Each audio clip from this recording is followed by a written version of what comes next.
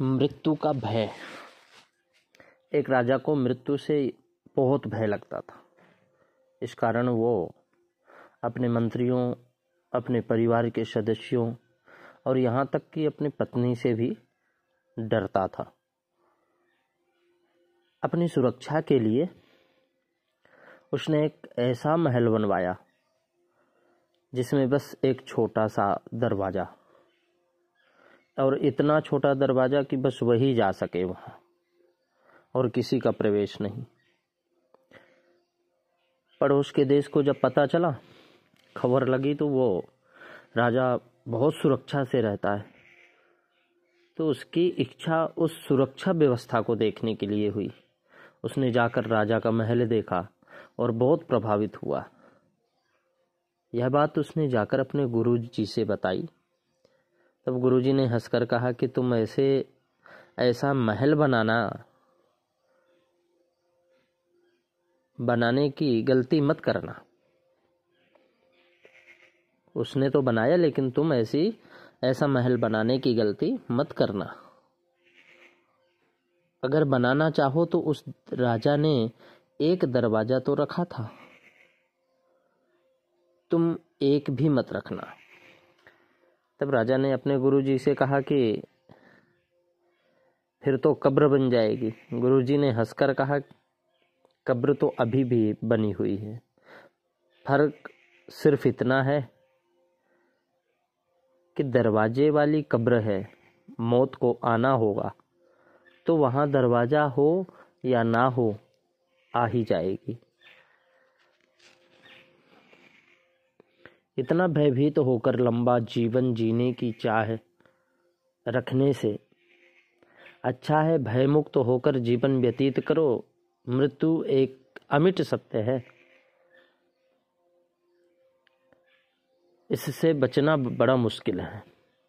मृत्यु का जो समय निश्चित है वह उसी समय पर आएगी, लेकिन हर समय मृत्यु के भय से जीवन का जीना बहुत बड़ी भूल है। गुरु ने कहा कि हे राजन, संत राजा को कहते हैं कि राजन, तुम्हारी मृत्यु कभी नहीं हो सकती। क्यों? तुम वास्तव में शरीर नहीं, आत्मा हो। आत्मा कभी मरती नहीं। नैनम छिदन्ति शास्त्राणि नैनम दहति पावकः। कभी नहीं मरती, कभी जलती नहीं। तो आत्मा तीनों कालों में भय से रहित है। मृत्यु का भय होता है मन को, और तुम मन से परे आत्मा हो। मन कभी पूर्ण नहीं हो सकता, उसमें सदा अभाव बना ही रहता है। वे हमेशा संसार के सुखों और भोगों की कामना करता रहता है। जिस मन में ज्ञान नहीं है वो कहता है मुझे भोग चाहिए, क्योंकि भोगों से उसे नकली सुख मिलता है। गाड़ी हो, मकान हो, बंगला हो, सुख कभी आनंद का स्थान नहीं ले सकता, नकली सुख है। संसारिक के भोग मनुष्य को रोग दे जाते हैं। अज्ञानी मन सदा मृत्यु से डरता रहता है। आसार संसार के झूठे उस सुख मनुष्य के शरीर को कमजोर और रोगी बना देते हैं। आयु पंख लगाकर उड़ती रहती है। कब यौवन चला गया, कब वृद्धावस्था आ गई, मालूम पता ही नहीं चला। सत्संग में मन लगता नहीं, भक्ति और ज्ञान वैराग्य से मुलाकात हुई नहीं, फिर बताइए कि शांति कैसे मिले। शांति को पाने के लिए मन में ज्ञान होना अति आवश्यक है। हमें ज्ञान से यह समझ मिलती है कि मन को बाहरी सुखों से मत जोड़ो। बाहरी सुख के बाद में दुख देते हैं, बाहरी सुख बाद में दुख देते हैं। सपने का धन किसी के काम का नहीं होता। किसी व्यक्ति को सपने में धनवान बन जाए, कोई सपने में धनवान बन जाए तो वो कभी सुखी नहीं होता। परमात्मा की आत्मा है हम लोग, और यह आत्मा आनंद से लबालब भरी हुई है। आत्मा का आनंद जागृत है, उसके सामने दुख एक सपना मात्र है। जो भय, भ्रम और दुखी है,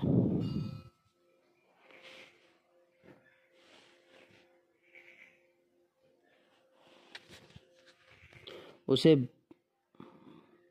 भूला हुआ समझना, उसे अज्ञानी समझना। जो धर्म मार्ग भूला हुआ है वह गतिहीन है। वो पुकारता है कि आओ मेरा दुख दूर करो। जो सपने में पीड़ित है वो रो रहा है, और जो जग रहा है वो रोने पर हंसता है। सपने में चिल्ला रहा है कि मैं डूब रहा हूं, बचाओ बचाओ।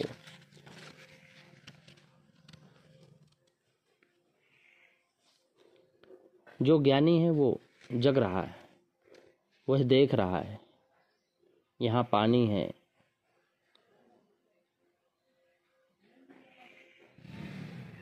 यहाँ पानी नहीं है, और जहाँ पानी नहीं है वहाँ चिल्ला रहा है।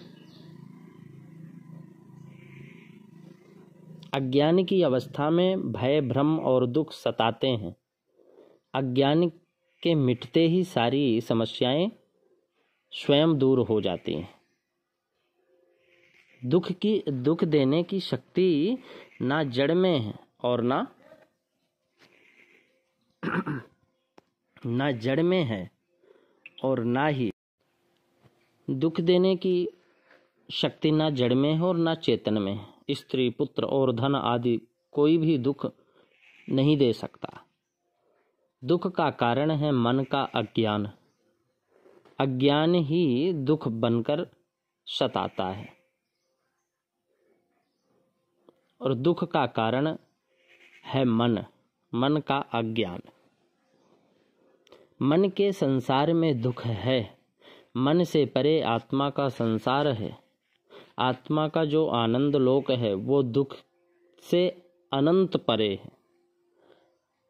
मन सदा अधूरा है, इसलिए वो सदा दुखी रहता है। मन को अगर पूर्ण होना है तो उसे आत्मा से जुड़ना पड़ेगा। आत्मा सदा से आनंद है।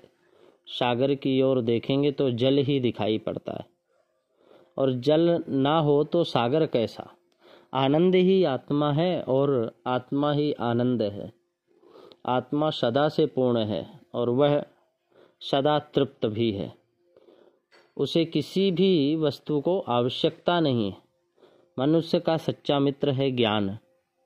जो मनुष्य गुरु कृपा से मन को ज्ञानी बना लेता है वो सदा सदा के लिए आनंदित हो जाता है। ज्ञान के द्वारा मन आत्मा से जुड़ जाता है, और आत्मा में कई सूरज का प्रकाश है। मानव का जीवन अंधकार से निकलकर प्रकाश में आने के लिए मिला है। राजा ने गुरु जी के चरण पकड़कर कहा कि हे प्रभु, आपने मेरा भय, भ्रम और अज्ञान मिटाकर मुझे पावन कर दिया। आपने मेरे भीतरी नेत्र खोलकर मेरा जीवन धन्य कर दिया। और हकीकत में गुरु जीवन में होना अति आवश्यक है। हमारा जीवन अंधेरे में है। जब तक हमारे जीवन में गुरु का आगमन नहीं हुआ, और जब गुरु का आगमन होता है तब हमारा जीवन अंधकार से दूर हो जाता है, भय मुक्त हो जाता है। और भय मुक्त होने के लिए सबसे बड़ी यदि आवश्यकता है जीवन में तो गुरु की। इसलिए कहते हैं गुरुर् ब्रह्मा गुरुः विष्णु गुरुर्देवो महेश्वरः गुरुः साक्षात् परब्रह्म तस्मै श्री गुरुवे नमः।